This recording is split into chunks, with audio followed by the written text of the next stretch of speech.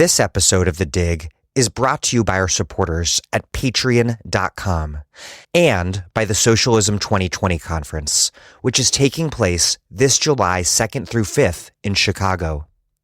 The Socialism Conference is the largest socialism conference in North America. It is where activists and organizers come to be inspired, to learn from each other, and to develop the political tools that make our movements stronger. This July 2nd through 5th, Socialism 2020 will feature meetings and discussions on the recent revolutionary movements around the globe, the history of Black radicalism, Marxist theory and socialist history, trans liberation, and the fight to save our planet from climate catastrophe. Speakers at Socialism 2020 include Robin D.G. Kelly, Crystal Ball, Rosanna Rodriguez, Anand Gopal, Kate Aronoff, Richard Seymour, Sarah Jaffe, Megan Day, me, Daniel Denver, and many more.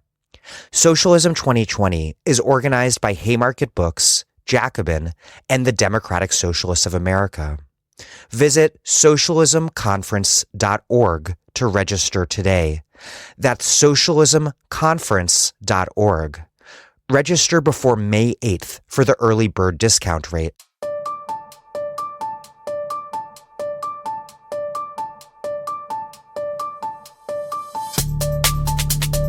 Welcome to The Dig, a podcast from Jacobin Magazine. My name is Daniel Denver, and I'm broadcasting from Philly.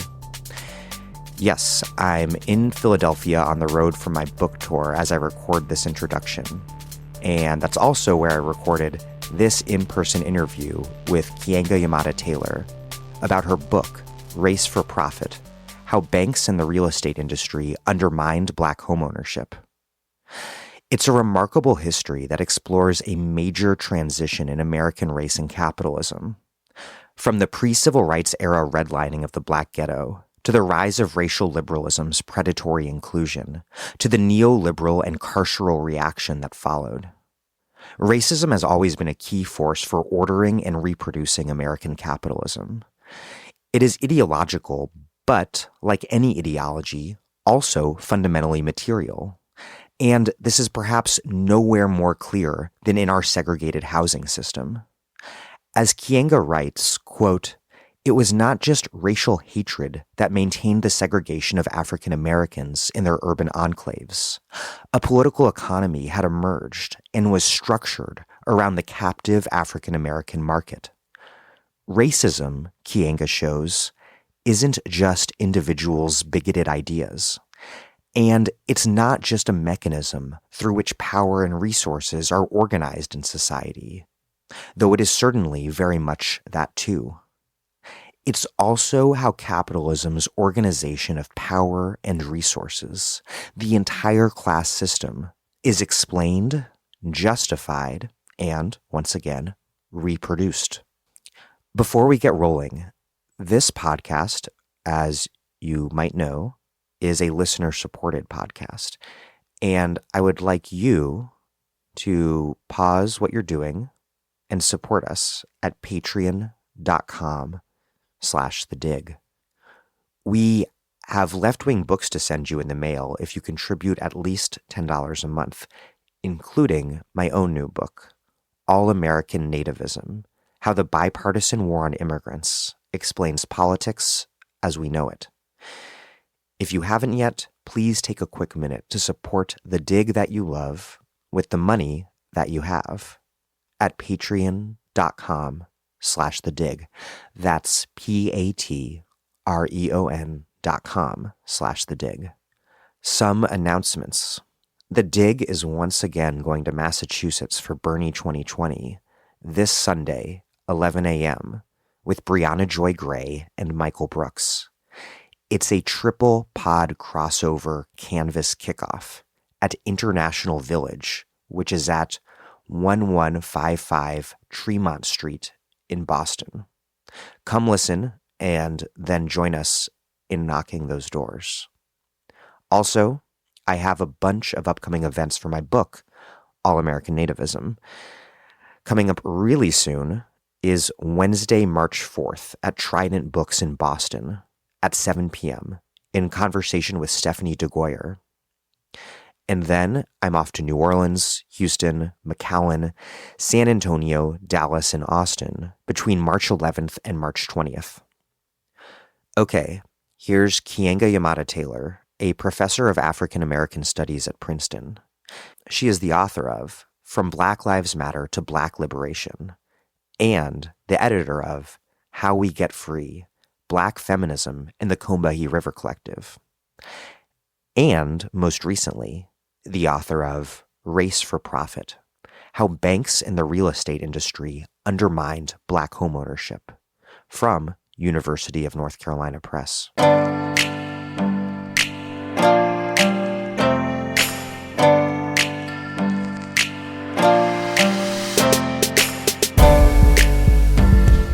Keeanga-Yamahtta Taylor, welcome back to The Dig. Thanks for having me. Glad to be here. I want you to sketch out how horrific housing conditions were for poor Black people in the 1960s.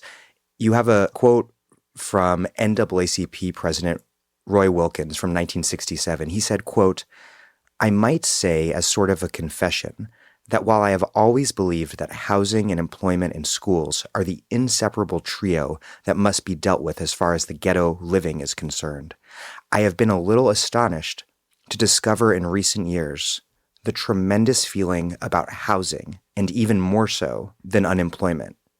What sort of conditions were Black people living in? Why were they living in these conditions? And what role did the housing situation play in driving masses of people into the streets during that era's urban uprisings?" So the housing for African Americans, certainly by the 1960s, was dire. The U.S. had never really had a urban housing plan, even as millions of white and Black Americans were migrating from rural areas, from areas in the South, less densely populated cities, to the urban North, Midwest, West Coast. There had never been a kind of comprehensive plan to create the number of housing units necessary to accommodate the enormous crush of humanity that was moving into American cities. And so it meant that over the course of the 20th century, that there had been a constant housing shortage. And because of racial segregation and the limits that were placed on African American housing and where Black people could look for housing, the conditions in Black neighborhoods were even more dire. There was overcrowding, there was the expense of housing, and then there was the reality that was created by segregation meant that landlords did not have to maintain their properties in the same way that they may have with white residents who had vast housing choices. And one result of this was rats. Right. And so it meant that the combination of those factors led to the deterioration of conditions in Black neighborhoods. That, in combination with cities deciding essentially to curb services, to cut back on trash pickup, cleaning city streets, maintenance. And the result of that, which was, overcrowding, a lack of trash pickup, meant that there was a proliferation of rats in Black communities.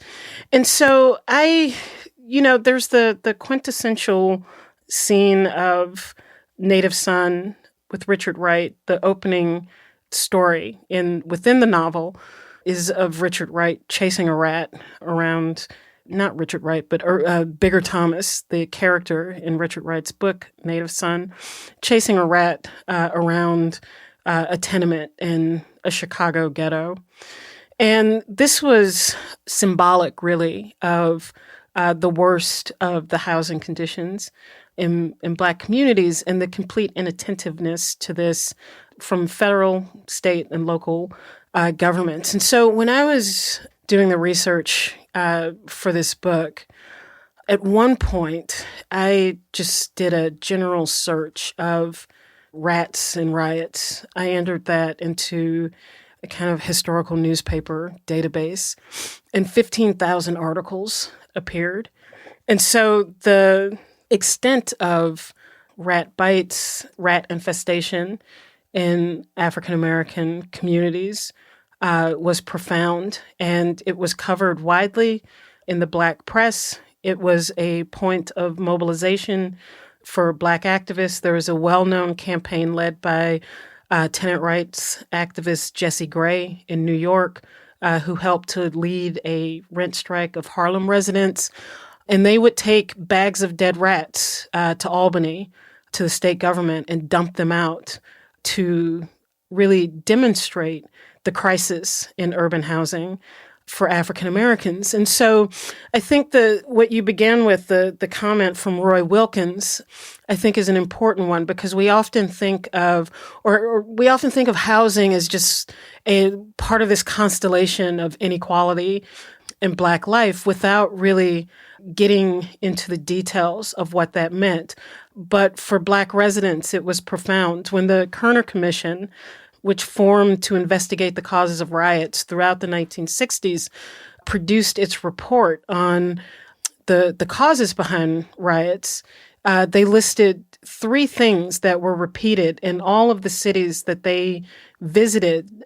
Their investigators visited to interview people about why they thought an uprising had broken out in their community. And across all of these different communities in the South, in the Northeast, in the Midwest, and on the West Coast, Black residents listed police brutality, unemployment and poverty, and housing conditions, substandard housing, as the top 3 reasons that people gave for why they thought that there were uprisings in Black communities.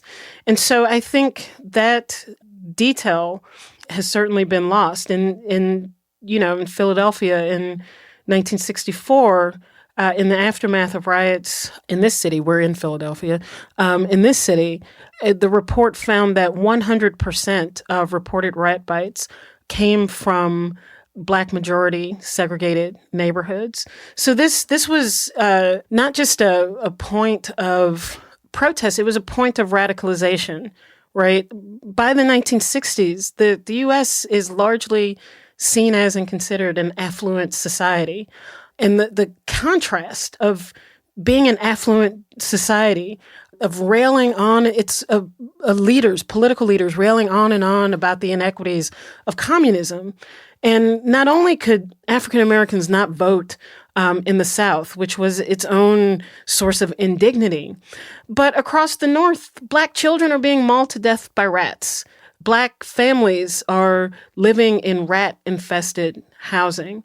And so if ever there was a badge of inequality, of second-class citizenship, of utter and total marginalization and oppression, it is living in the most affluent society in the world, the so-called leader of the democratic world, in housing that is infested by rats. And it seems like there's a relation. As you mentioned, the police brutality is often remembered as a cause of riots and uprisings, and not so much the housing, but they're kind of intimately connected because people are living at home with their family and being terrorized by the conditions there, and then being terrorized on the streets in the public space when they congregate with their neighbors. Right. Well, I mean, police brutality then and now has always been about how do you contain Black communities? How do you contain Black people and keep them hemmed in to the marginalized, oppressed communities that they live in? And so, in the 1960s, that also was considered a badge of inequality, a badge of a subordinated citizenship. And when you couple that with the conditions that had been allowed to grow and fester in Black communities because of the confluence of public policy and the private practices of banks and the real estate industry in particular, then you were creating a situation that was very difficult for African Americans to confront outside of explosive political protests because people had done all the things that they were supposed to do. People voted, people elected representatives from increasingly dense Black communities. And so people had some level of political representation, and very little changed in these communities. In fact, the complaints of African Americans were systematically ignored by the existing political structures and bodies. And so all of those things, the kind of poverty, underemployment, the substandard housing, and the police that were there to hold it all together and to hold African Americans at bay, finally boiled over and exploded. It should, in retrospect, be so surprising that housing was so important for Black people, because housing is important for people. Mm-hmm. And you write that the massive expansion of home ownership to working and middle-class white people after World War II made home ownership, quote, a fundamental feature of the cultural conceptions of citizenship and belonging. It also, of course, transformed the economy and politics more generally, including, very importantly, the geography of politics across metropolitan regions all over the country, with this newly sharp divide between suburb and city, all at a time when the Black Great Migration was reordering American political geography everywhere. How did housing become so foundational to 20th century American capitalism in so many different ways? So I think we have to go back and look at the policies of the 1930s and the New Deal and how those policies helped to open home ownership to tens of millions of people in ways that it had been relegated largely to middle-class people prior to that. Prior to New Deal legislation in the 1930s, in order to buy a home, you needed to put 50% of the total value of the house down, and you were allowed a 5, maybe 10-year mortgage to pay off the balance. This was not an endeavor that most Americans could participate in. And so by 1933, well into the Depression of the 1930s, half of all mortgages were in default. And so in order to save the holdings of banks, the federal government, one, stepped in to help refinance the other half of the mortgages that were in risk of foreclosure but had not yet defaulted. And then the idea that homeownership could be expanded in such ways as to essentially try to bail out the U.S. economy, or at least be part of the solution to bailing out the U.S. economy, became a popular idea within the Roosevelt administration. And so the idea was to make homeownership cheaper than renting. And that way it would become widely accessible to a much larger expansion of the population. And politically, I think as early as the Hoover administration, there had been political discussions about the expansion of home ownership as a way of giving American workers a stake in the system. There was talk, if you own a home, there are no communists among homeowners. If you have a mortgage, you are too busy to go on strike. So there are these sorts of ideas as well. The political ideas about the role that homeownership could play in American society among ordinary people, but also the economic role that it could play in helping to bail out the U.S. economy in depression, and so by the end of the Second World War, these policies that are aimed at increasing home ownership go into full effect, and we get the kind of post-war suburban boom that many people are familiar with. And so part of this involves history that most people are familiar with. From books like Crabgrass Frontier or Tom Sugrew's Origins of the Urban Crisis. Or even the Ta-Nehisi Coates' Right. The Case for Reparations, which I think helped, this was I think that the edition of the Atlantic that story was featured in sold more copies than any other edition of that magazine historically. And it's a very old magazine in the U.S. And this helped to open up the space to talk about the role of the FHA. The New York Times then did a bunch of editorials on the history of the FHA, so that the Federal Housing Administration. Yeah, so that among a certain group of the populace, the role of the federal government has become. People are much more familiar with that history. And Richard Rothstein's best-selling book, The Color of Law, which talks about the specific role of the federal government in promoting policies of segregation, not just in the South, but also across the urban North. And so the new federal policies that were intended to expand homeownership included the caveats that the properties that the federal government would insure, the mortgages of those properties that would be insured were had to be suburban, they had to be new properties, and that they had to be in what it described as racially homogenous areas. Because you didn't want inharmonious groups proximate to one another. Correct. And so the federal government, in order to get banks to begin lending who had been spurned by increasing rates of foreclosure, the federal government invented what it described as mortgage insurance, that it would essentially insure the mortgages of a wide range of people to take the risk of lending away from banks, with the hopes that would make banks open to lending much more widely and with more abandon, which and they thus believed. lowering the cost of borrowing. Right.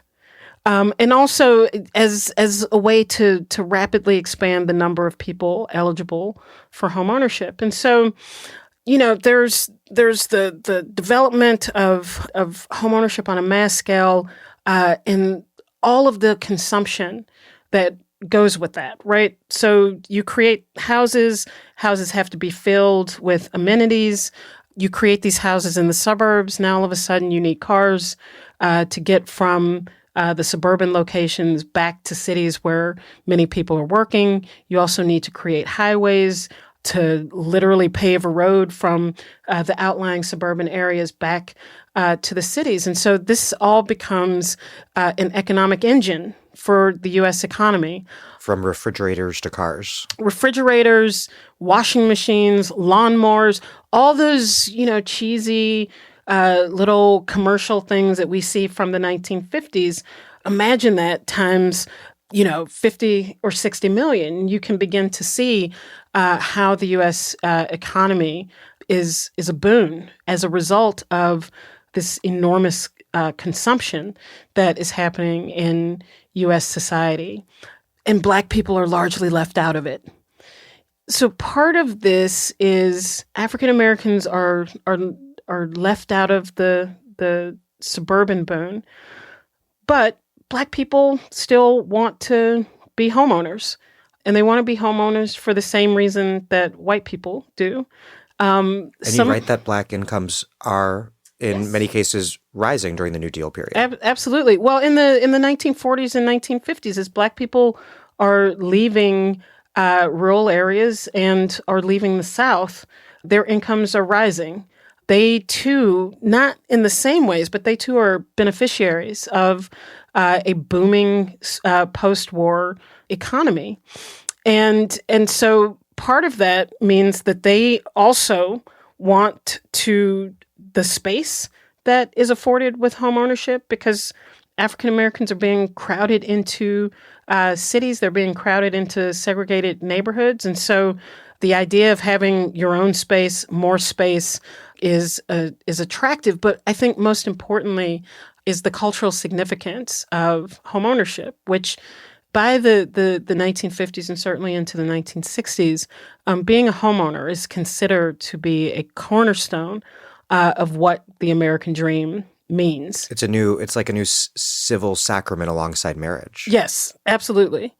And so to be excluded from that enterprise, is not only about the financial costs of that, which are profound and which we can talk about and which the effects of continue to this day, but socially, it puts you in a different status than your white citizen peers. And so this was one of the consequences of Black exclusion was the questioning about what African American citizenship really meant if Black people could not partake in the enterprise of homeownership. You write, quote, "The second ghetto and new post-war suburbs were one system. A white housing market would have actually been unintelligible without its Black counterpart. Both relied on the other to become legible." End quote. The argument was as old as the housing market itself. The difference in the suburban and urban housing market was a natural phenomenon. In the former, value organically appreciated, while in the latter, it just as spontaneously declined. The physical distance between urban housing and suburban housing was amplified through developing social conceptions of an idealized white neighborhood and a despised Black ghetto. A desire for inclusion in one and avoidance of the other added to or detracted from the value of a given property. This analysis is really fascinating. In other words, that both economically and socially and symbolically, on all of these different countless levels, really, the suburbs depended upon being not the ghetto. Mm-hmm. Why is it so important, because you emphasize this a number of times in the book, to see this system as economically, socially, and politically unified? That, as the Kerner Commission put it, quote, "What white Americans have never fully understood, but what the Negro can never forget, is that white society is deeply implicated in the ghetto. White institutions created it, white institutions maintain it, and white society condones it." So one of the things that I wanted to make clear with this book is that segregation is about profitability. Segregation is not just, do white people want to live next to Black people? It's not just mindless racial hatred. That beneath all of that, and there is mindless racial hatred, there is, there's throughout the early and mid 20th century, white violence, in some cases outlandish actions of the federal government in reinforcing segregation. But I was interested in getting beneath that, like that in many ways is an effect, but what is the cause that is driving this? And it's about money. It's about profitability. In that way, I wanted to talk about this notion of value, because this is what federal actors and the private sector say is driving their actions: the preservation of housing values and the notion that the presence of Black people, even a single Black person, is destructive to value. And so for me, part of that is understanding the motivation of homeowners is not just connected to their own personal desires about what is a good or, a bad neighborhood, what is a good neighborhood to be in, what is a bad neighborhood to avoid, but is to really think through what homeownership means even beyond its cultural significance in the U.S. This is a country where you are guaranteed nothing in life. You are not guaranteed job. You're not guaranteed health care. You're not guaranteed an education. You are not guaranteed anything. You may have the ability to go work and to make money, which may or may not allow you a range of activities and consumption over the course of your life. And so in this country, your ability to personally accumulate wealth is what determines your quality of life. It's what determines the quality of life of the people in your family. And owning a home is, for most Americans, the central way they go about wealth accumulation, aside from their jobs. And so whether that house accrues in value is incredibly important in whether you are able to finance your child's education, whether you are able to weather an unforeseen financial crisis, whether you have a comfortable retirement or any retirement at all. And because of the absence of a welfare state and your own investment in this house that determines the trajectory of so much of your life and your children's life, it created a certain hysteria. It still does around the rising value of that house, and whether or not that house is an asset or whether it's a debt burden. And so this trying to understand the role of the house in the lives of ordinary Americans is also important in understanding why there is such hysteria around the protection of its value. And that, to me, was an important point to try to underline. And so often in the US, people have tried to talk about the market as this kind of colorblind space where, decisions are simply driven by supply and demand. And so what I wanted to show is how the market is actually reflective of us. It reflects the biases, the prejudices, the racism that is at the core of American society. And so what does this mean in real life? In real life, it means that for white people who own homes, there is the possibility of the home becoming an asset and accruing in value over time. For Black people, it means that there is a wariness about the presence of Black people, but it also means that even property in Black hands is valued differently than property in white hands.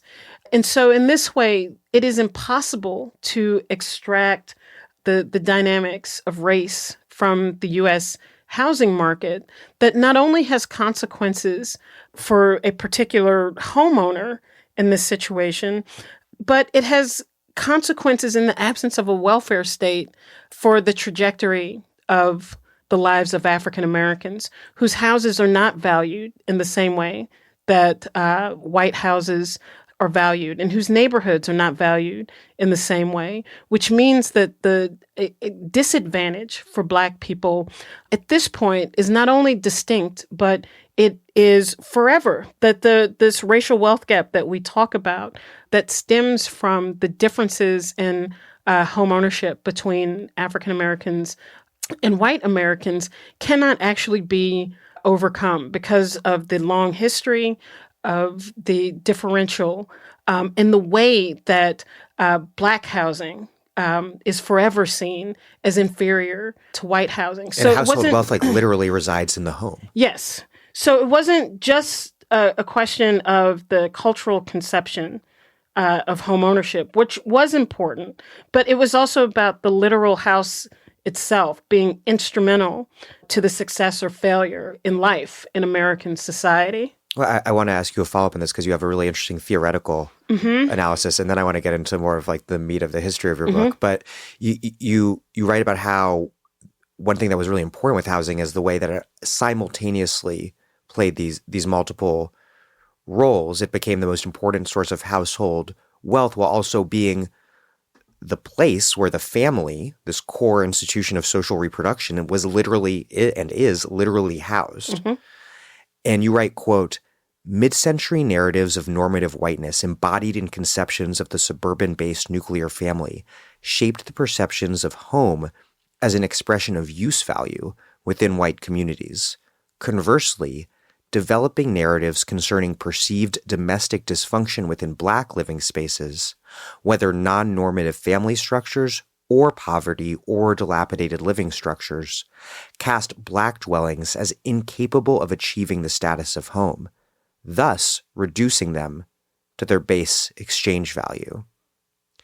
I want to talk a little about your Marxist analysis here. How did racism help forge this tight link between real estate's use and exchange values, both of which play such an important role and a dynamic role that kind of feeds off each aspect of it. And then how did it constitute Black proximity as a basic threat to both in this inseparably intertwined way? And then finally, what does that all tell us about how capitalism, or really any economic order, is always also fundamentally a social system? I think that, when we talk about racial capitalism today, we can get into the debates or discussions about the origins of racism and capitalism, which came first, that sort of thing. All the 17th century analysis. But here you see how capitalism is completely racism, racial discrimination, racial thinking shapes the entire housing market in such ways that not only is there the financial issues at stake and whether a house is seen as an asset, a debt burden, is it seen as a place where value can grow, or is it seen purely for its extractive value? But we see how that also shapes the cultural conceptions and the popular conceptions of what home means for people. And so part of the reason why white housing during this period has value is because of the sense of the normativity of the white home space. And that is part of what its value is. And the further it is away from the perceived dysfunction of Black families, Black neighborhoods, Black communities, and Black people themselves, the more that it actually accrues in value. And simultaneously, when we look at what is happening in cities, African American housing, its value is seen purely in the way that it can be extracted from for those who own these properties. And so when I talked earlier about the disincentive for landlords to actually maintain their property, this is just purely about exchange value, right? And I write it at some point in the book about Baltimore, I think it's in the first chapter, how at one point landlords took the bathroom out of single residency occupancies, so SROs, which are one room, it's like boarding houses. They removed the bathroom facilities from the single room to create another living space and dig trenches in the back of the boarding house structures as to create latrines, right? And this is where, people will relieve themselves.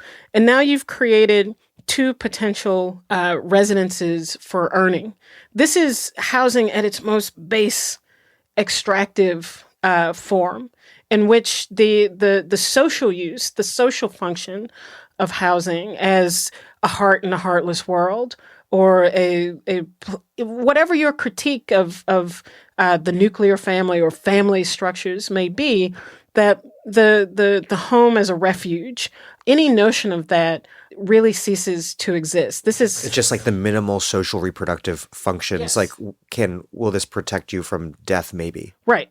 Anything to avoid a potential problem with homelessness, but that's it. Home as a source of comfort, as a site of communion, that has nothing to do with it. This is about pure extraction. And so much of Black housing is viewed in this way, which is why the problem with rats was not, some sort of issue that no one knew about until all of a sudden that there were rats.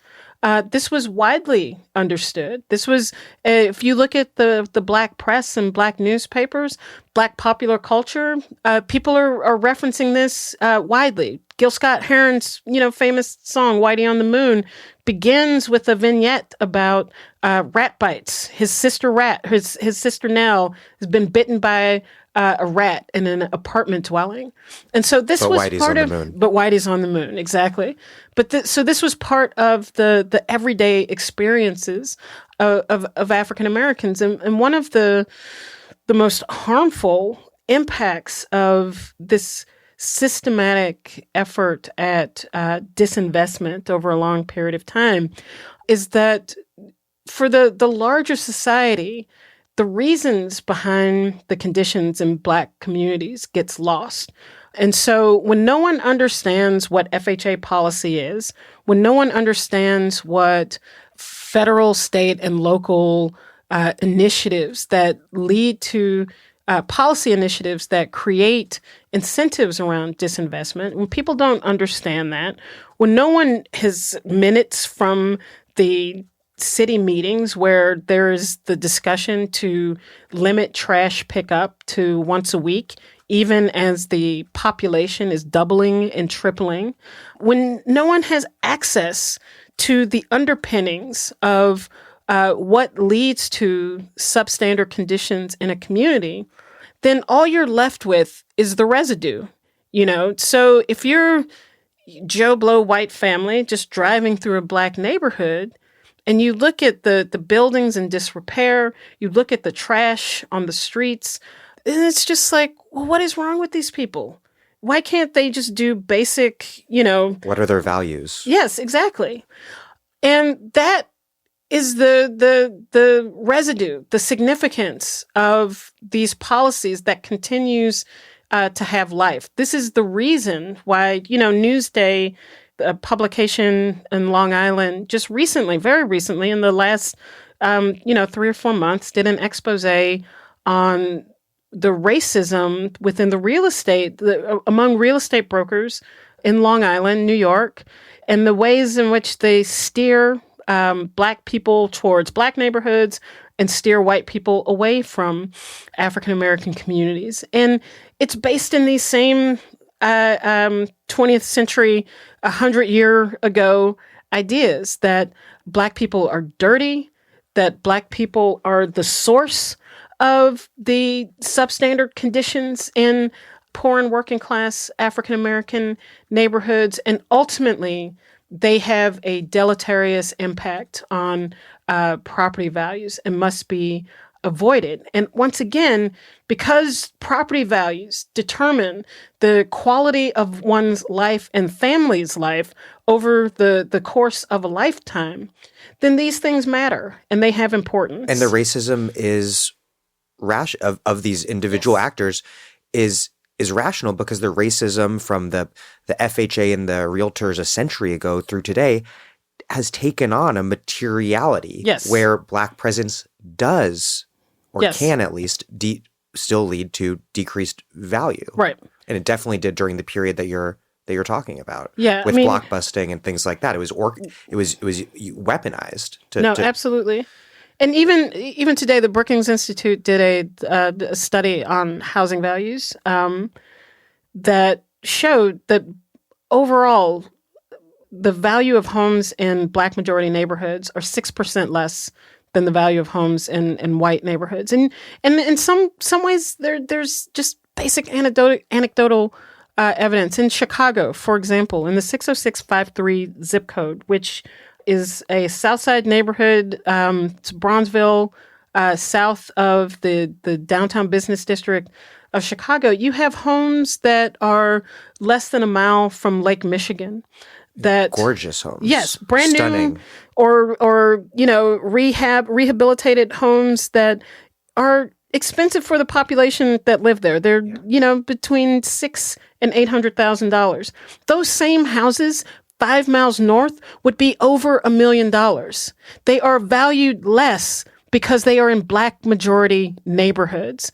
And all of the cultural conceptions of what that means, crime, the presence of poor and working class Black people, has a dollar figure on it. And it's substantially less than the dollar figure for housing in mostly white or exclusively white neighborhoods. And so this is how the economics works together as a foundation for the cultural effects, the popular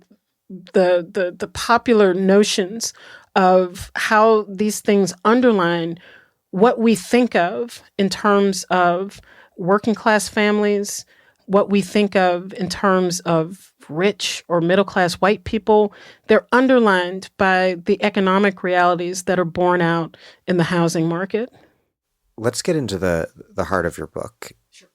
You define predatory inclusion as, quote, how African American homebuyers were granted access to conventional real estate practices and mortgage financing, but on more expensive and comparatively unequal terms. Explain this concept and how it elucidates this history you're describing, this shift from the pre-civil rights era system of segregated redlining, which we've mostly been discussing so far, to this ostensibly colorblind but still very much segregated pillaging of poor Black people through these today little remembered programs. I had never heard of them, these housing and urban development programs to subsidize poor Black people, or I guess officially poor people, buying homes. And then more generally, how was it that racial liberalism's diagnosis of the problem led to inclusion within homeownership being embraced as the solution the way it was? So predatory inclusion, for me, was a way to try to bridge the past with the new realities created in the aftermath of redlining. And the reason why I thought that was important, because with the official efforts to end redlining, there's very little mention of the impact of racial discrimination in the past, which means in practice that there are no actual remedies that are supported to undo the racially motivated public policy private practices of the past in order to repair the damage that has been done, in order to move forward with any sort of success. Success meaning African Americans are housed in an equitable way. Instead, there is the end of one set of policies, racial discrimination, and the beginning of new policies, as if the past actions of the federal government, the past actions of the banking and real estate industries had no impact. And so for me, it was important to show how decades of disinvestment, decades of segregation, and the physical distress that created in the properties in Black majority neighborhoods then became the evidence for banks, for the various institutions connected to the real estate industry, to say that these are the reasons why these neighborhoods should be treated differently in the marketplace, should be treated with caution. Look at the condition of these buildings. We can't possibly give these people the same terms that we give to white families in the suburbs or white families in exclusive, expensive urban neighborhoods, because look at the quality of the neighborhood. Look at the lack of amenities. Look at the physical distress of the building. Look at the poverty, as if these things just developed and arose from out of nowhere, and not the policies and practices of these institutions for decades before.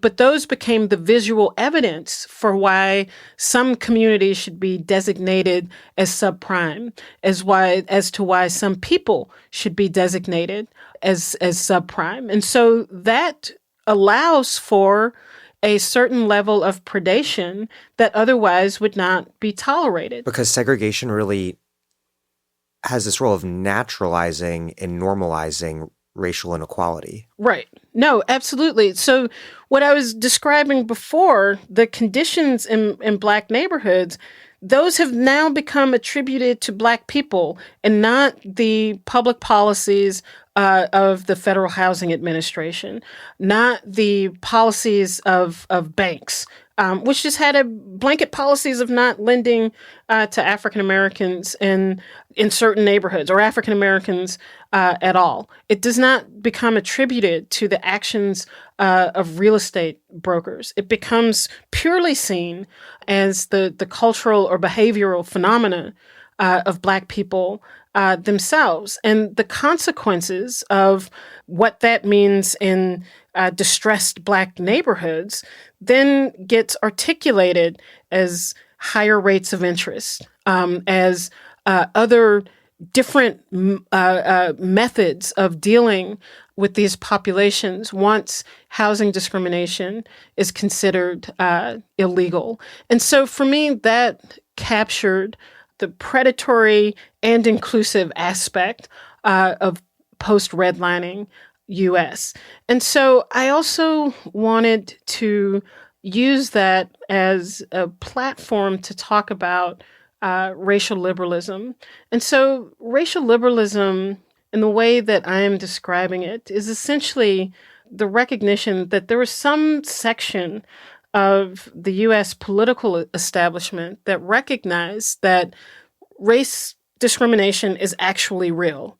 It's not, we can't just reduce all these things to, well, African Americans are just disproportionately poor compared to other groups of people. Thus, we don't need to talk about race. They accept that racism is a problem. It is a barrier for African Americans. But in many ways, that is the extent of their critique of American society. It's like an ideational account of racism. Yes, no, absolutely.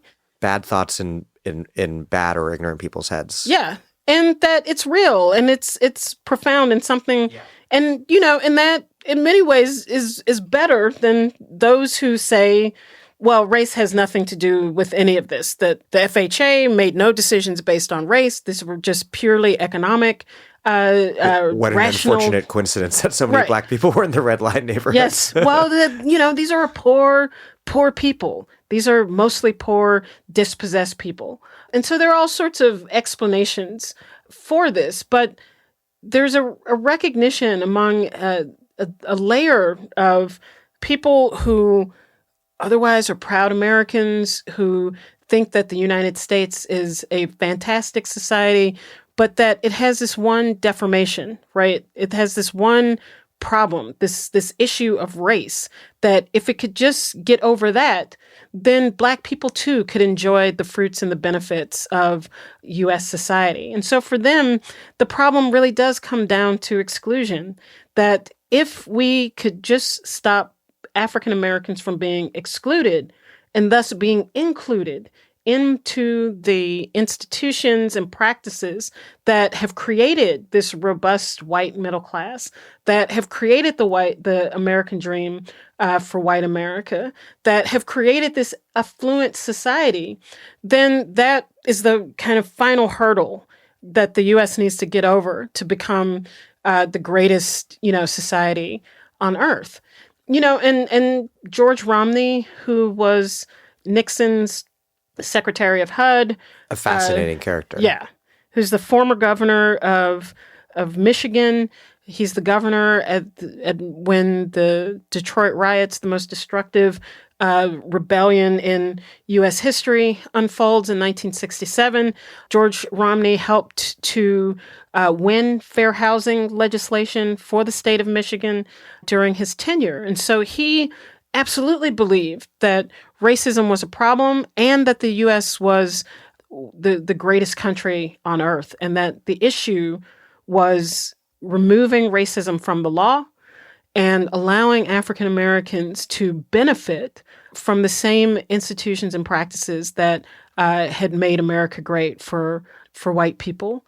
And what I try to show in the book is that what these people miss is that these racial practices are completely embedded in the institutions that they say, if we just change the law, will allow Black people to flourish. And the real estate industry and the banking industries, these two industries exemplify that. But there is not a single point in time where we can look at a golden age of real estate in the 20th century that is not completely complicit and embedded with racial thinking, with eugenics, and racial practices that create this kind of material differentiation for African Americans. And how did this all shape the the program at the heart of your analysis that's created, if I remember correctly, by the HUD Act of 1968. So the HUD Act of 1968 is Lyndon Johnson's last greatest legislative achievement. And it is intended to, in the kind of bombastic, hyperbolic Lyndon Johnson way, to end the housing crisis in the United States. It's legislation that promises to create 26 million new and used units of housing within a 10-year period, which would have been there's no precedent for that level of housing production in American history. At the core of the legislation was a new program intended to transform low-income renters into homeowners. And so none of this is specifically directed at African Americans because that's not how federal policy works, where you do special legislation for particular groups of people. But everyone understood that these were programs intended to increase the rate of Black homeownership for the same reasons that had been discussed about white homeowners in the 1930s, which is we have to give Black people a piece of the action. Richard Nixon went so far as to say if they own their own neighborhoods or own their own homes, they won't burn the cities down. So there was a clear connection between the urban rebellions throughout the 1960s and this push to increase the number of African American homeowners. That was an important part of it. It wasn't the only part of it. By the late 1960s, white homeownership was beginning to saturate, meaning that all of the white people who could buy homes had largely bought homes. And the realtors and home builders wanted a new market. Because of the reasons that we talked about before. Homeownership in the housing industry writ large had become a central cog in the American economy. But they're like contradictory interests here, because you write that the home builders claimed to be civil rights champions and wanted to build homes for Black people in the suburbs, which is not why they wanted to do it. But then the realtors liked this HUD program to build to sell existing housing to Black people in the cities, but did not want to desegregate the suburbs. Absolutely. And so these were the contradictory objectives within the housing industry. I mean, the National Association of Home Builders tried to paint itself as a civil right, as a supporter of fair housing and civil rights initiatives. And in this case, they were, because they understood that for their bottom line, which is all about new builds, you couldn't do that in the city. It was too expensive. No one wanted, in the midst of urban uprisings and riots, no one was particularly interested in expanding urban renewal programs that were aimed at destruction of existing Black homes. Is that going to be another potential flashpoint for new uprisings? No one wanted to do that. And so this intersected with other political arguments about the dispersal of Black communities, that perhaps that is a way to relieve some of the tension in cities. And so this program, the HUD Act overall, was intended to be a building program in the suburbs. But the realtors also had a strong lobby. The National Association of Real Estate Boards was a very powerful organization that had been in existence since the 1920s. Today remains one of the largest lobbying organizations. Now it's called the National Association of Realtors. Realtors, TM. Yes, most definitely TM. And so they wanted to focus on the existing housing market for two reasons. One is because that's what real estate agents do. Their business is to sell homes that already exist. But two, there is a belief that there is an ingrained belief within the real estate industry of separation, of segregation, of the belief that the presence of Black people in and around white housing, white neighborhoods will destroy the value of those homes. And so this was the change in political philosophy was, well, maybe we can have Black homeownership, right? The market needs a boost. We have saturated white homeowners.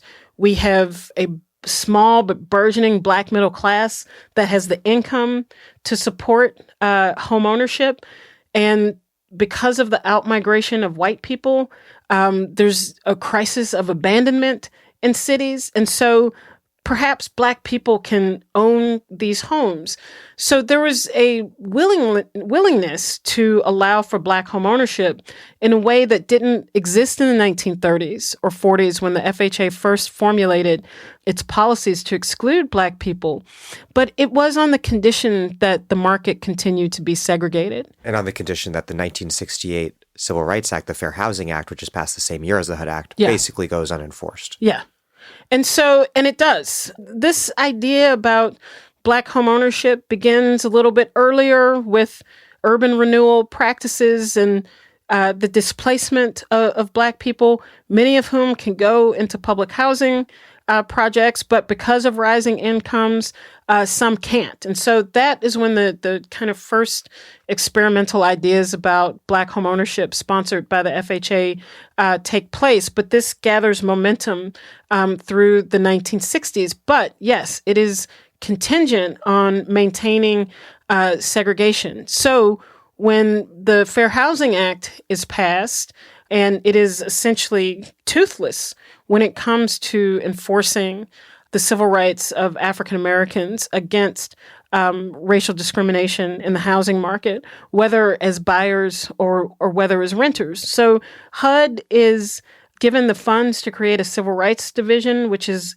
given the powers to enforce fair housing. And it's given $6 million to do this, $5 million of which is to go to staffing and setting up an office, which leaves $1 million for 120 employees to investigate every claim of racial discrimination in the United States. So on its face, it was not intended to, in any serious way, deal with the issues of housing discrimination, and it hasn't since. There was also, you were talking about all the various motives behind an openness to Black homeownership that wasn't there a few decades prior by the late 1960s.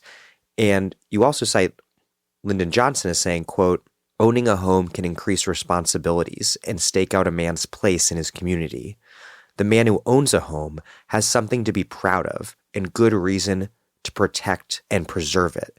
You mentioned Herbert Hoover earlier saying something similar. And it's this idea that deviant subjects can be remade into model citizens. Transformed, yes. If they are made into owners. Explain this, how home ownership was supposed to elevate Black people from a debased dependency to a sufficient independency, because this is a clear kind of dividing line throughout American history. I mean, some of it is ideological, and some of it these people believe. I think the ideological or political aspect of this is that politically, Johnson does not believe he can push through a public housing program. Public housing by the late 1960s has been discredited. The effects of the way that the program was organized in the 1940s have come home to roost, essentially, by requiring that the maintenance for public housing come out of the rents for the residents begins to fall apart as Congress continues to lower the income requirements for residents. And so because of the constant lowering of income requirements, the public housing population is dwindling and becoming poorer. And so it at some point we reach the saturation where there are just simply no funds available from the residents to repair the buildings. But here, this is another example of, who the hell knows that? Who knows this, weird policy requirement that Congress has made no separate line of appropriation to deal with, in some cases, extremely complex complexly engineered buildings, but that the money is just supposed to come from the residents who by law are required to become poorer and poorer over time. So no one knows that. All you see are the deterioration of the public housing projects. They become icons of Black pathology instead absolutely. Of what they are, which are exemplars of just total state abandonment. Yes, and malfeasance. Yeah. And so in this context, Lyndon Johnson is able to get more money, for units of public housing, but that is also contingent on increasing privatization and pursuing programs that will allow residents to buy their public housing units, relying much more on the private sector to play a role in public housing, whether it's the management of the housing complexes, that sort of thing. And so within this, promoting homeownership becomes a more realistic political policy because it's something that Republicans and Democrats agree on. And Johnson especially wants to pursue this because in the way that the HUD program is established, because he's also trying to deal with a growing deficit that is being driven by the Vietnam War. And so what happens with the 1968 HUD Act is not only this small homeownership program, but also Fannie Mae is privatized, which means that all of its debt is taken off of the books. And the way that the program is structured is that there's no big hit that the federal government will have to account for. And so there's also deficit management underlying the particular way that this program is structured. And there is the ideological component, which the Republicans love, but the Democrats love as well, which is this idea that with ownership comes responsibility. That if, as I said before, if people own their own homes, then they won't be destructive, participating in rebellious activities that are, in their eyes, destroying the cities that African Americans live in. So there are multiple and they're not wrong that homeownership can have a disciplinary effect Absolutely. on people. Absolutely. I mean, suburbanization and private home ownership and the normative nuclear family norms embedded within it are the kind of material and political economic substrate of the new right. Well, the working class white rebels of the 1930s who become the homeowners of the 1940s and 50s are the evidence that we should pursue this line of reasoning. So there's a connection between the two where Black people got left out in the 1930s. There's an effort to bring them in the 1960s. Well, it's fascinating because, I've thought a lot about how this housing system created the material basis for the new right, but it created the new rights, one of the new rights, others, the spectacle of urban Black pathology. Yes, no, absolutely.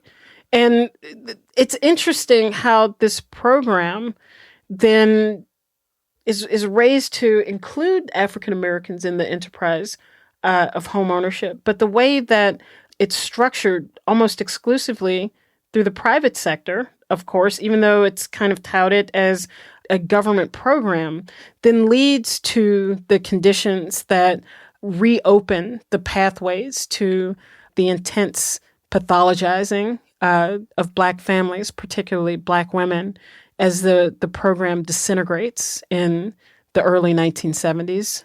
Yeah, I want to talk about the program's disintegration. And returning to Romney, you write, quote, Romney embodied the trajectory from post-war liberalism to questioning whether government had any role in ending poverty. And you write, quote, about post-war racial liberalism in general, quote, the premise of racial liberalism and post-war liberalism in general was that the systems and institutions of the country were strong enough to bestow the political, economic, social riches of American society onto all who were willing to work hard and commit themselves to a better future. In trying to expand home ownership to include Black property owners, racial liberals upheld the market as a space impervious to race, where economic fitness, above all, would prevail. Instead, the supposedly colorblind market continued to produce different experiences and outcomes for white and black people. To avert a more systematic engagement with the multiple problems concerning low-income homeownership, the critics remained focused on the black families and, in particular, the black women who were a focus point in the urban existing housing program.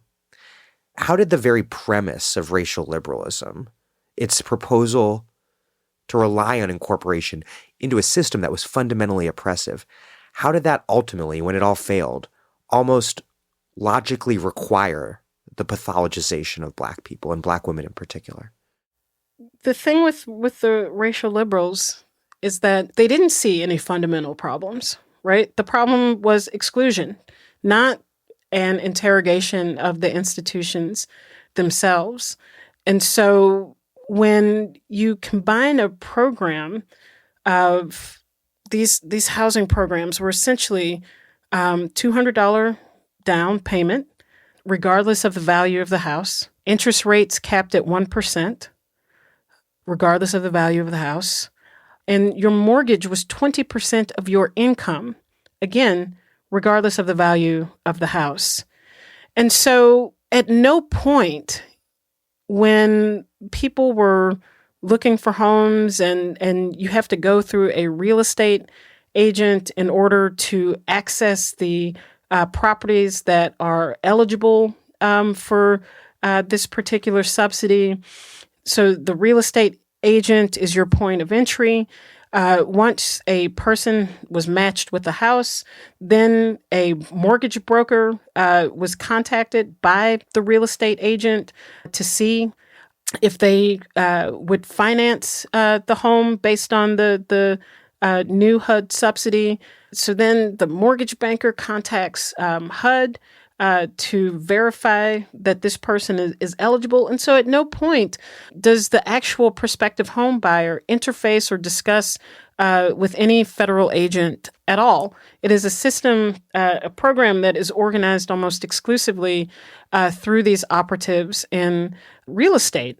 And so at this point, the real estate industry has been completely complicit in residential segregation, has been completely complicit in tying race to risk, tying race to better outcome, tying race to worse outcome for African Americans. So despite this very long history of an investment in segregation, an investment of a racially divided real estate market, the federal government allows their robust participation with almost no regulatory checks in place to make sure that the patterns that the real estate industry had established for decades would be interrupted or would not be able to continue in this new federal program. And so it meant immediately that as soon as the federal government and the linchpin to this program was now the FHA, the Federal Housing Administration, would insure every mortgage in an urban area. And so this meant that for mortgage bankers, for realtors, this was a no-lose proposition. As one official put it, this was like doing business in heaven. You could not lose money. And so under those circumstances, you get real estate speculators who are buying up these properties that are in disrepair, in dilapidated states, doing cosmetic repairs, cosmetic rehabilitations, and then recruiting from public housing developments that are literally crumbling around the residents. In St. Louis, an FHA, a real estate agent connected to these programs, sent out thousands of postcards to residents in the Pruitt-Igoe homes, asking them if they wanted to own their own home. And so people were vulnerable to being manipulated because of the wider circumstances under which they were living. They were looking for more space. They were looking for the same things that white people have always looked for in becoming homeowners. And when they were sold these homes that had been cosmetically repaired, that fell apart almost as quickly as these people moved into them, many of them walked away. And so the federal government, investigators, instead of looking at how it was that properties in almost complete disrepair are being sold to people through the facilitation of these new homeownership programs, they become much more focused on the Black women who are purchasing these homes with the use of the HUD subsidy. And they become even more focused on the homemaking skills of these women as explanations for the conditions of these houses, not the manipulation, the fraudulent circumstances under which they had been sold, as many of these women were making known to legal aid attorneys, were making known in newspaper exposés, but they became focused on poor homemaking skills as an explanation for their condition. You have a quote from Georgia Republican Representative Ben Blackburn, which is exemplary of this. Quote, "The problem is that we have been putting families into homes who have no sense of responsibility of homeownership, and that is where the problem has been. And that is the intrinsic problem in the program. Is that not true? We found welfare mothers whose sole income was aid for dependent children, plus other benefits that come from that status in life. And they were put in housing, presumably as owners, and yet they could not even fix a faucet washer. Have we concluded there are some people who should not be put in the status of home purchasers? Can we not conclude that there are some people who do not have the sense of responsibility or the economic income to own a home?"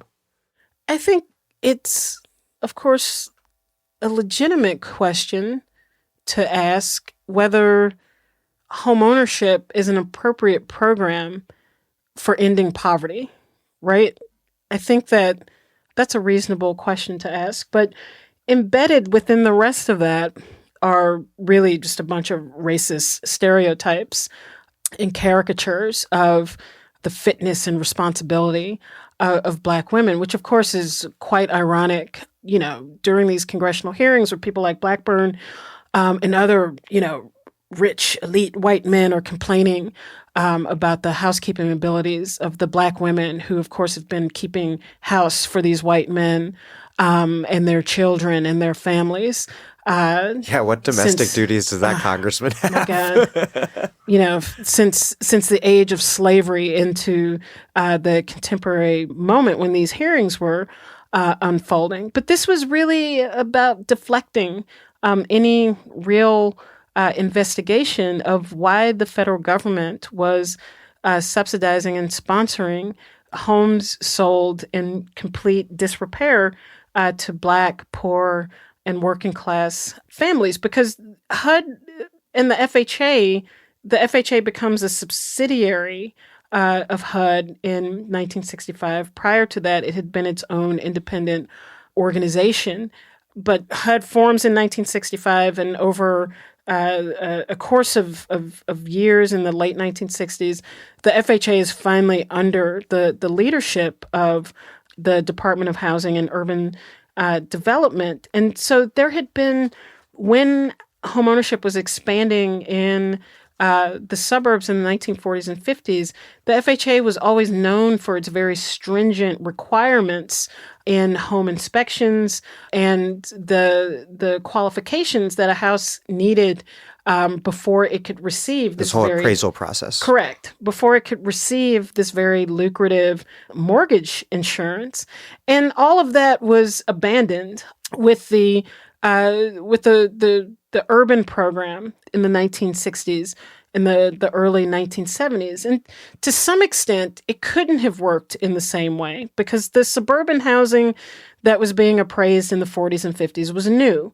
In the urban market, these were properties that were very old, and because of previous FHA practices, had been disinvested for decades. And so you couldn't use the same qualifications, but you could use some.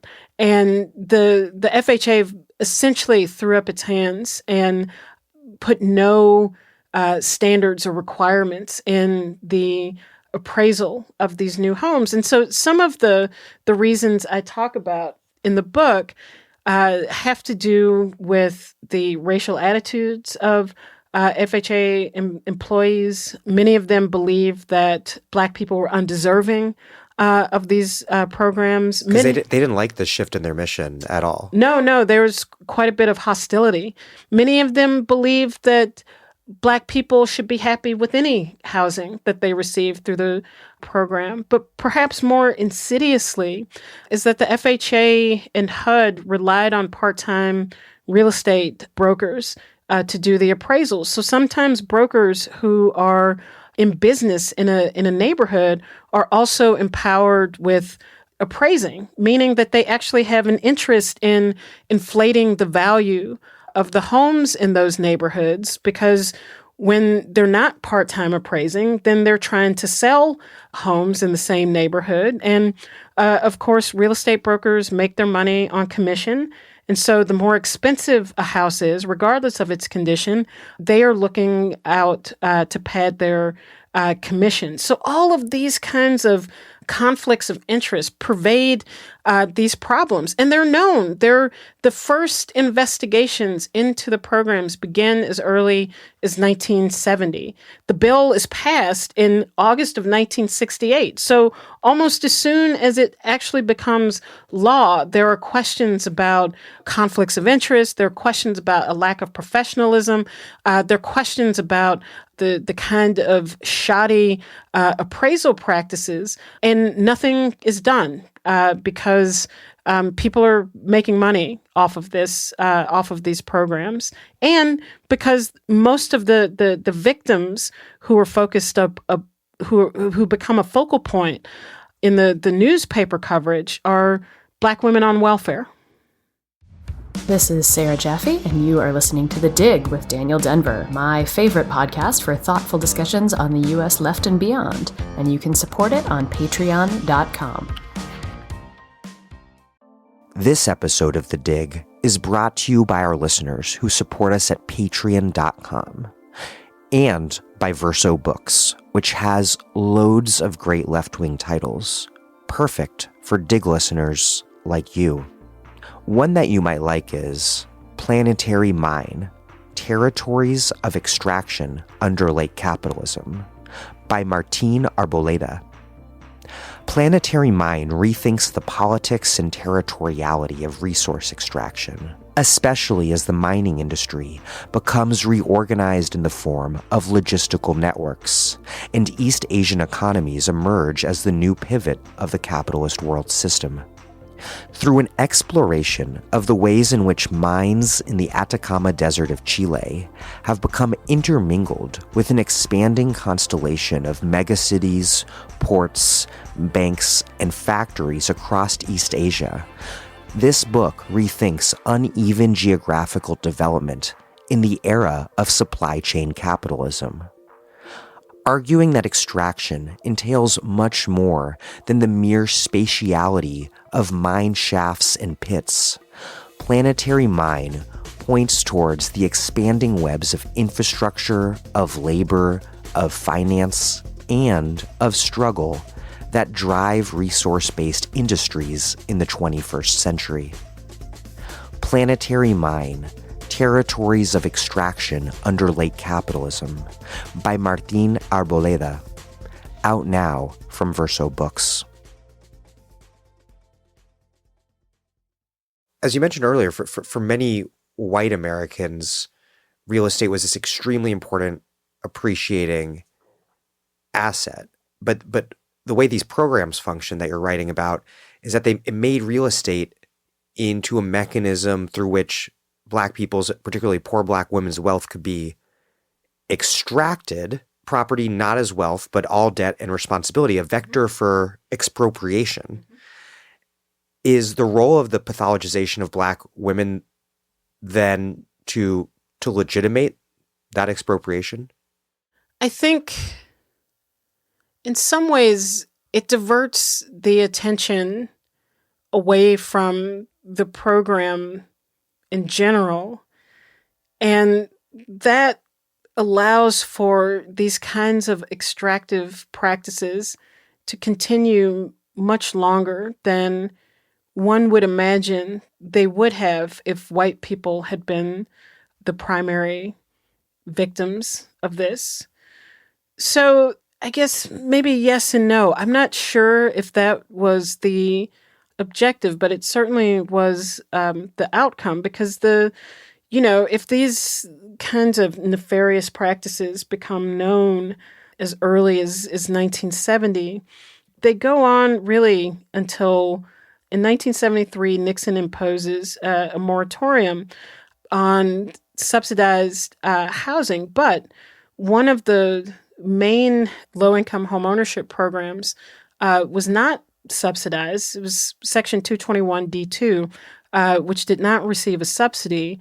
What it did allow for were 40-year mortgages, and that was the device used to make lower monthly payments. And so that program continued, and it became the focal point of both activism and investigations. In 1975, the Chicago Tribune in particular won a Pulitzer Prize covering aspects of the kind of new iteration of crisis in 1975, where it became clear that mortgage banks were engaging in what activists called fast foreclosure as a way to capture fees on the front end of a real estate deal, where mortgage banks get a fee for originating a loan and then capturing money on the back end of the deal with closing costs.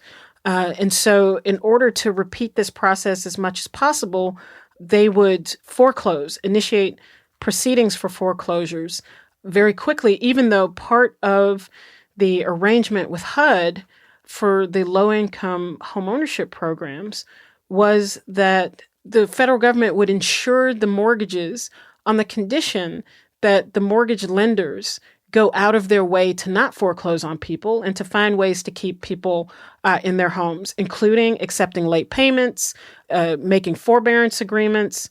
And so HUD just ignored all of those rules that were a requirement for their mortgage banks, ignored those rules that were a requirement for their engagement in the program. HUD allowed them to do so. And so they engage in this process of rapidly foreclosing on people. Then real estate agents would pick up the house that had been foreclosed upon quickly and initiate the process all over again. And so these practices continued even as the focus on the morality and fitness of Black women intensified over the period.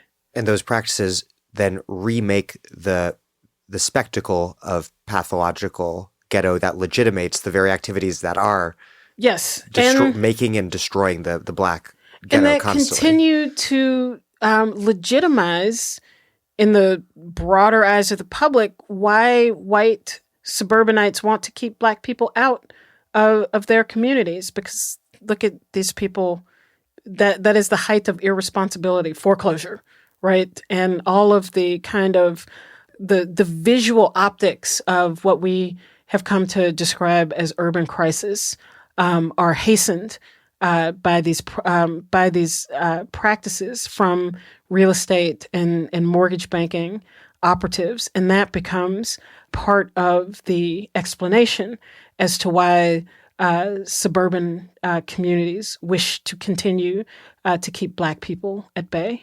And it's like also the context for the most paradigmatically, definitionally dehumanizing sort of discourse of animality. Yeah. Absolutely.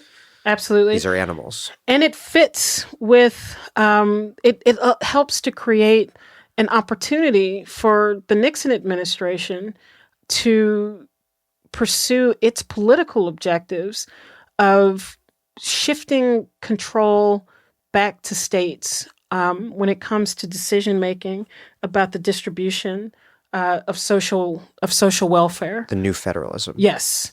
which is about the fetish of small government, around some things. We love big government when it comes to war. We love big government when it comes to bailing out financial institutions. But when it comes to the distribution of social welfare, then we want government to be small and local. And so Nixon uses the spectacle of the homeownership programs to denounce HUD, to essentially denounce HUD as the nation's largest slumlord, and to also say that these are problems that no government agency, no bureaucracy can possibly deal with, which again reinforces the idea that these are problems intrinsic to Black families and to Black communities, and uses that as the basis upon which to impose this moratorium on all subsidized housing in 1973. And then that feeds into what is already an evolving discussion about the role of welfare, about the role of Johnson's welfare state, and whether that is something that should be dismantled, which of course then opens the space for a new discussion about an urban underclass, which begins to emerge in the late 1970s. Yeah, so let me pause you there because I want to talk about how was the pathologization of Black people instrumentalized to stigmatize the welfare state. You have a quote from Nixon from the RNC in 1968, quote, "For the past 5 years, we have been deluged by government programs for the unemployed, programs for the cities, programs for the poor, and we have reaped from these programs an ugly harvest of frustrations, violence, and failure across the land. And now our opponents will be offering more of the same, more billions for government jobs, government housing, government welfare. I say it's time to quit pouring billions of dollars into programs that have failed in the United States of America." How was it that government action to aid Black people was rendered hyper visible, while the private role in this program that ended up being disastrous in many ways was rendered invisible? And the kind of inverse happens with suburbanization, right? Where the public role is rendered Absolutely. in creating all this white wealth is rendered invisible, while the private initiative is rendered hyper visible. Right. How was it that government so quickly gets framed as the problem rather than the solution in the case of housing programs, but also more generally? And how did that idea that government was the problem at the end of the Great Society relate to the argument that poor Black people were the problem too? Because they're really deeply interlinked. Tightly wound. Yeah, I mean, the role of the private sector in the devolution of these housing programs disappears almost completely. And, I think that is part of a larger phenomenon. I think you see that clearly when reading something like Richard Rothstein's book, The Color of Law, which, in some ways I like the book and I teach the book in my classes on housing, but there's a way in which it kind of amplifies this idea that the government is the genesis of all of these problems, when in reality, it's the relationship between the state and the private sector that create these problems. And all the way back to the 1920s, the FHA and the realtors. Absolutely. Right. And so, when Roosevelt is coming up with these policies, as is always the case with the federal government, you want to create new housing policies, you go to the quote-unquote experts, which are people from the real estate industry, and you recruit them into government to create these new laws. And when they come into government, they bring the quote-unquote best practices from their industry into public policy making. And what were the best practices? Racial segregation to protect the value of property. And so that is why that practice is at the heart of federal policy. And so I think that, there is an unrelenting ideological war by the end of the 1960s that government programs have gone too far, that African Americans are essentially being bribed to stop participating in riots by what Being these rewarded for bad behavior. Yes, no, exactly. By what they see as the ever expanding Johnson welfare state. And so part of what I was also interested in doing with this book was highlighting the private aspects of the Johnson welfare state, right? That, I think even the conservative critics are clear, but I think even among liberals is this idea that Johnson essentially took the framework of the New Deal and imposed it on the situation in the 1960s to create a New Deal of sorts for Black people. And, I think that there are obvious public-private aspects to the New Deal, to be sure. But the underlying private sector features of Johnson's war on poverty and Great Society, in which there's no redistribution of wealth, in which almost the entire focus is on training and access to industry, but there's no guarantees of to ward against poverty. It's mostly based on education and expanding There's a opportunity. fundamental difference. It's not just an expansion of the New Deal promise to those who were excluded from it. And there's a heavy reliance on the private sector as the ultimate kind of objective to include African Americans into. So the Housing and Urban Development Act of 1968 is almost entirely focused on the private sector as the main conduit through which African Americans will achieve housing security or housing stability, and where the government is only there to inspire, coerce the participation of the private sector, but to not actually create any commitment in and of itself to the housing security of African Americans. And so even that, I think, pretense for social welfare is too much for the right. And so they use there are a number of things that are happening at the end of the 1960s. There's the racial resentment of white suburbanites. There is the developing narrative that white people in the suburbs are being taxed to death to pay for the dysfunction in cities. So we have the tax revolt of white suburbanites. There's like all these levels of resistance to integration that's going on. Yes. Like resistance to school integration via busing, resistance to the any sort of fair housing, and also resistance to what we might call fiscal integration, i.e.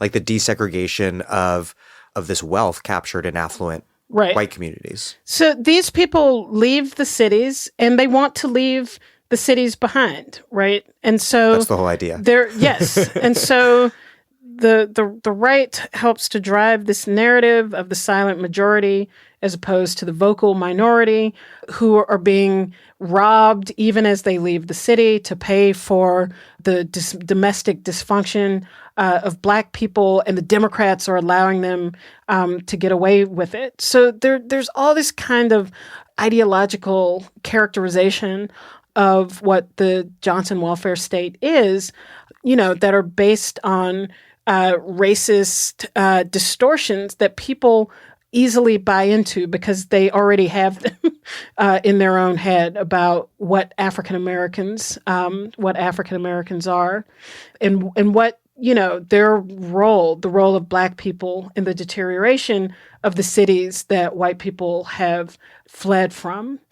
And so I think that politics has a lot to do with it, the political characterization of what is happening, and the way that these programs, even in newspaper stories that I'm sure would conceive of themselves as being sympathetic, constantly portraying these Black women in particular as unsophisticated buyers, that, again, redirects focus onto the behavior of victims instead of the wider context of how these programs essentially created the conditions for the exploitation of people who were desperate for housing. And so in that way, this is part of how the role of the real estate industry begins to evaporate and disappear while we become overly trained, our focus becomes overly trained on the actions and the deeds of the women and these families who were in any other, there's no other way to describe them as anything but victims of manipulative operatives in the real estate industry. And also even, focusing on what they did or didn't do, I think misses the larger picture of what would drive someone to buy a house that is in obvious disrepair. Is this just ignorance? Is it stupidity? Might Or is suggest it that there are not a lot of desperation? great options. Yeah, exactly. And so that is never really a part of the discussion. And, I think that that's part of the context, the changing economic fortunes in the United States, where for years there's been what had seemed like a never-ending economic expansion. Americans thought the good times were going to be here forever. And instead they end, and they end pretty dramatically and quickly in 1973 and 1974. And it's not just that the economy, that the bottom falls out. Interest rates are higher than they have been since the Civil War by the early 1970s. And so the entire financial picture transforms. And so it's one thing to have political fights around a welfare state when the U.S. is the affluent society, the economy seems like it will expand forever. It's another thing to have a political fight about the U.S. welfare state in a point of increasing insecurity, financial anxiety. I know it's in vogue today to treat economic anxiety as if it is just, some kind of excuse to be racist. But it's actually real. It's, again, in a society where you are guaranteed nothing by the state, the idea that the financial capacity of your job is lessened, or that you don't have a job anymore, that your investment in your house is deteriorating, regardless of whether or not there are Black people around. These are real factors that skilled politicians manipulate and try to tap into to deflect attention away from their own inability to actually solve the crisis. I mean, Nothing has that's driven as me old more as, nuts in the last few years than economic anxiety and racism being pit against one another Right. as explanations for the Right. current situation, as if economic anxiety is only really poor people and not also middle class or even Right. affluent people, and as though there's a way to express economic anxiety that wouldn't have racial implications in a society Right. where hierarchy is always explained through race. Yes. It does- No, absolutely. And so during this period, Nixon was a master manipulator of this, surrounded by, Kevin Phillips and his entire political apparatus that actively tried to stoke white racial resentment as a way to maintain political power. And they were successful at it. To what extent is the story that you're telling about the collapse of this housing program and thus the collapse of civil rights liberalism, racial liberalism, also a prehistory of sorts to welfare reform and the war on drugs and the rise of mass incarceration and also of neoliberalism, in the sense of this profound redefinition of problems, of the problem of housing and of problems more generally in society as individual rather than systematic? So I write about this in the book, and how this rhetoric of blame, this rhetoric of racialized blame, not only has consequences for the African Americans who are in the crosshairs, but it helps to further deflect attention away from any notion of a systemic crisis, and indeed becomes tightly focused on individuals and individual behavior. And so I describe this as a part of the kind of emergence of neoliberal, not just economic intervention, but the political intervention that comes with neoliberalism, which is the hyper-focus on individuality or the individual, whether that is as a marker for your own success, your own individual will and abilities, or a particular marker for failure that leaves any kind of focus on a systemic problem and redirects our focus to the flaws and faults of particular people or families. And that is the context within which I think we understand the emergence of this discourse of underclass that really comes to the fore in the late 1970s as an explanation for the urban crisis and what happens in cities. No longer are we talking about the movement of industry out of cities to the suburban periphery. No longer are we talking about the transportation policies and the policies around suburbanization that then restricted African American access to those jobs on the periphery, and the way that creates poverty and reinforces poverty in Black communities, and how the abandonment of white people from cities destroyed the tax bases. So now that the public services that a disproportionately poor population need, hospitals, maintenance, trash pickup, public schools, all the range of public services that help cities function, that has gone too. And so no longer are we looking at any of these deeper systemic explanations for what happens in cities. Instead, cities are increasingly divided between the kind of try-hard Black population that is there, and then the social parasites, the drug users, the single mothers, and the people who, in this logic, provide no social value to a place, but are only socially extractive. And in that whole paradigm, we're not talking about capital.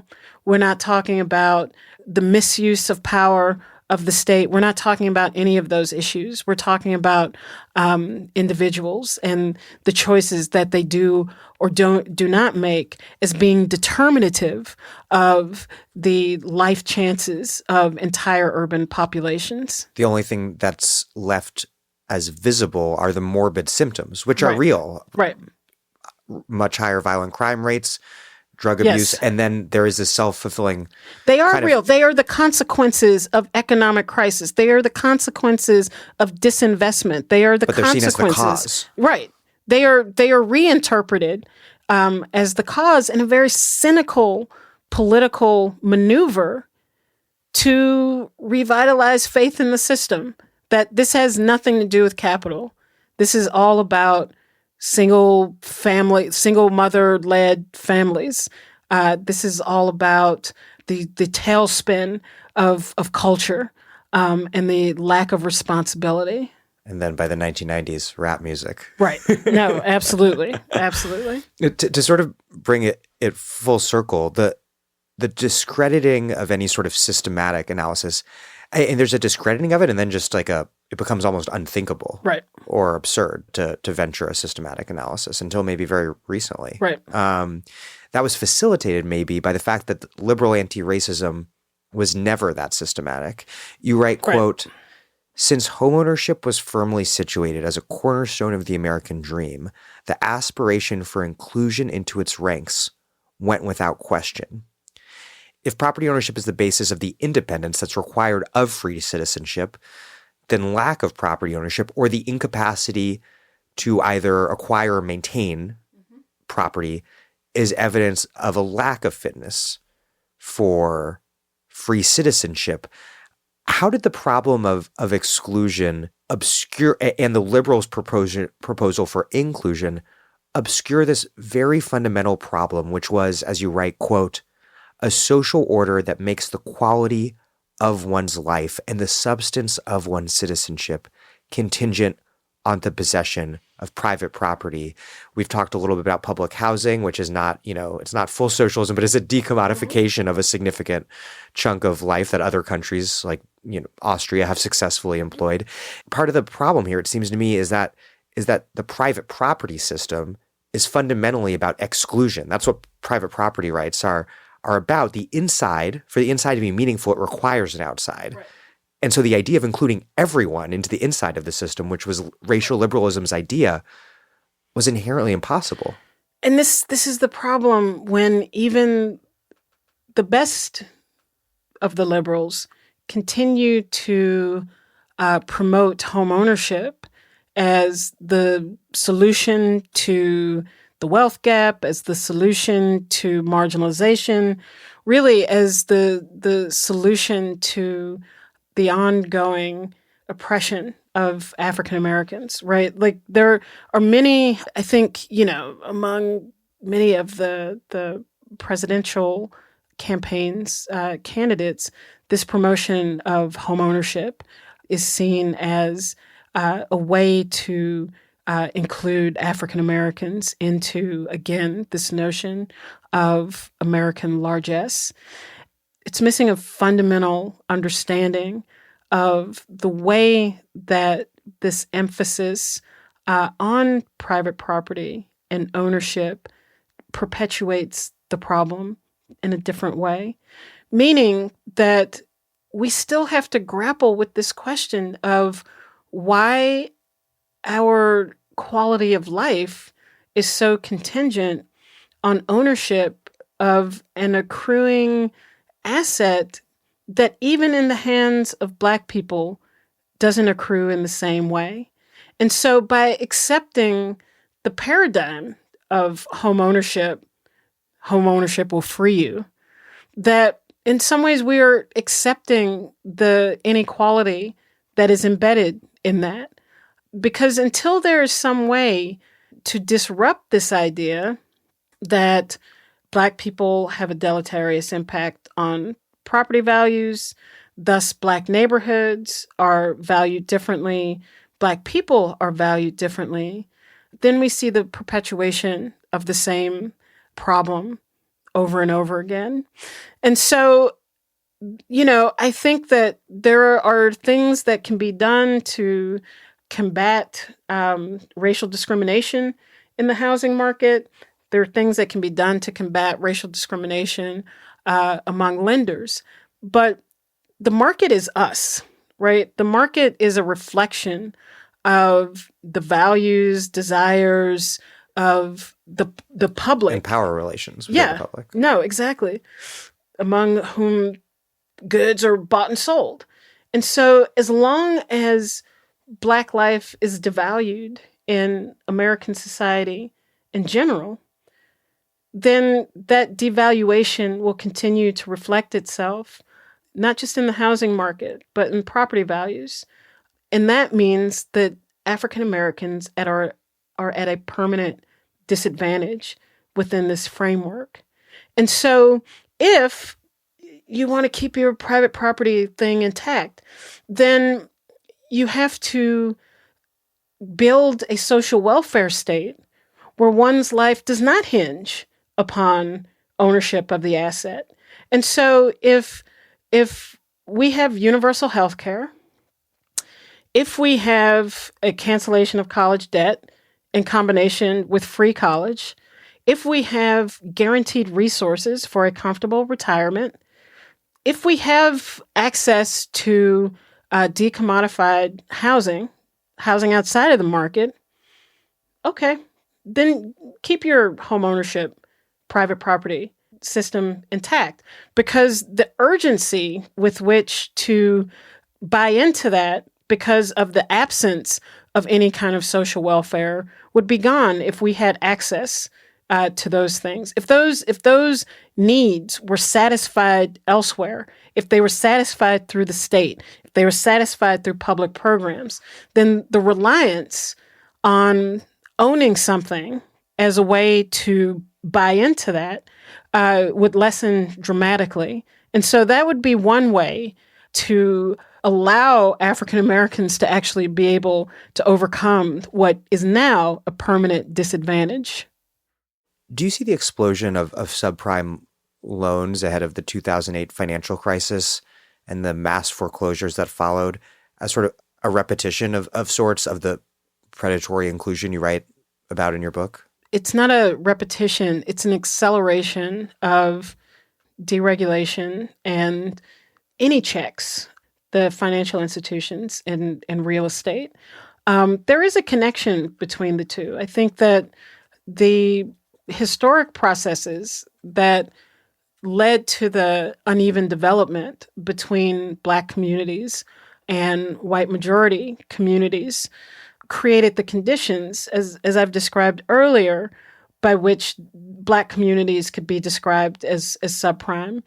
And so, as a result of these homeownership programs, hundreds of thousands of it was the homeownership programs, but also multifamily dwellings, which were categorized under Section 236 of the Housing and Urban Development Act. So it was all part of the same legislation, but both single-family homes and multifamily dwellings, hundreds of thousands of them went into foreclosure over the course of the 70s and the early 1980s because of the impropriety in these programs.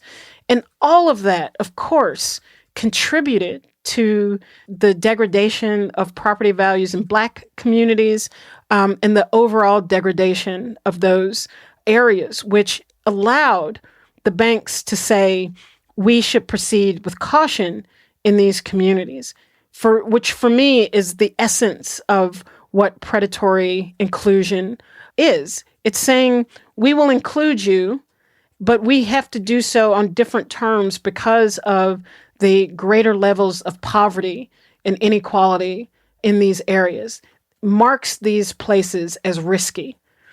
And so that is the relationship between the two. But what we saw in the late 1990s and the 2000s was really a massive acceleration and exaggeration of what happens when there's almost no pretense of government regulation.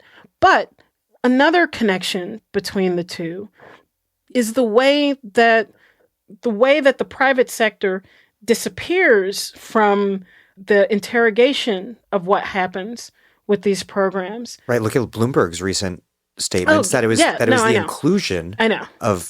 inclusion of people who weren't financially worthy to buy homes that caused this, which obscures both obviously the lead role played by the banks, but also the question of maybe there are other ways to provide people with homes than subprime loans. He also said that Congress forced banks to make. The Congress doesn't force anyone to do anything, let alone provide loans or housing to people. And so there's a reliance on our ignorance about this period, about a history of U.S. housing policies. But I was going to say that the way that the private sector disappears means that as early as 1982, Reagan's HUD convenes a conference on the issue of housing in the United States, and it uses the HUD Act as a touch point,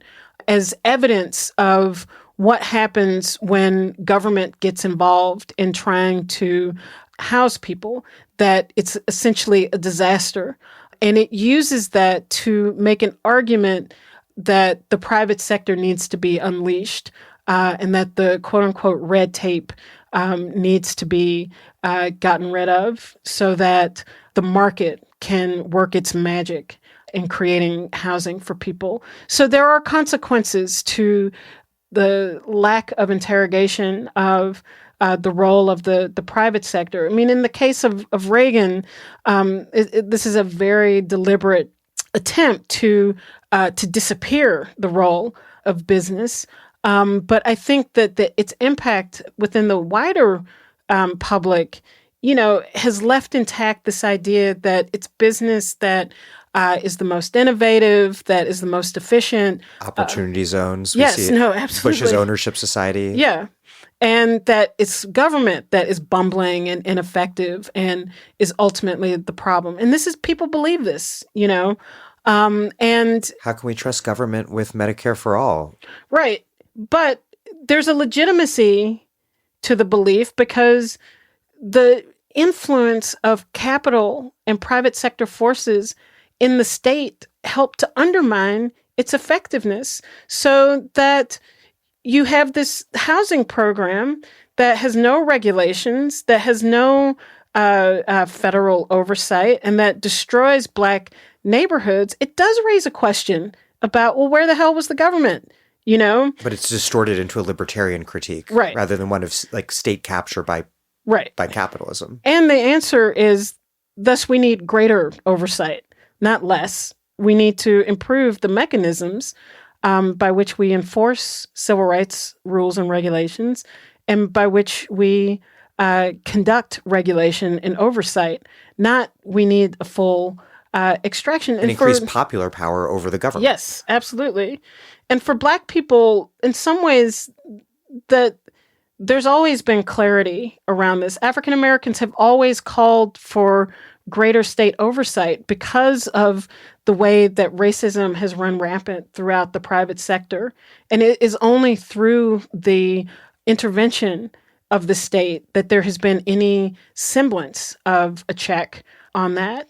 But that, the legacy of government malfeasance, has been allowed to be used in the way that Bloomberg is talking about, which is government is the problem, not part of the solution. And so that's part of the calculus that we have to change.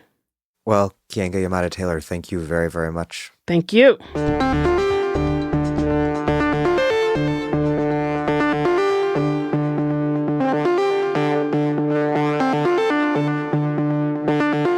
Keeanga-Yamahtta Taylor is the author of Race for Profit: How Banks and the Real Estate Industry Undermined Black Homeownership. Thank you for listening to The Dig from Jacobin Magazine. As Marx once said, after noting that only under certain conditions does a Black person become a slave, while other podcasts have only interpreted the world in various ways, our point is to change it. We are posting new episodes every week. The Dig was produced by Alex Lewis, music by Jeffrey Brodsky. Our communications coordinators are Julia Rock and Zachary Nin. Our senior advisor is Thea Riofrancos. Check out our vast archives at thedigradio.com. Follow us on Twitter at thedigradio, and please do find us wherever you get podcasts and subscribe. If it's on iTunes or wherever, please also leave us a nice review. Those reviews help introduce us to new listeners, ostensibly. But what actually truly does that is you just telling other people that you like the show. Please make propaganda for us, and do find us at patreon.com/thedig and make a monthly contribution to help keep this operation up and running strong. Even a few bucks is a huge help.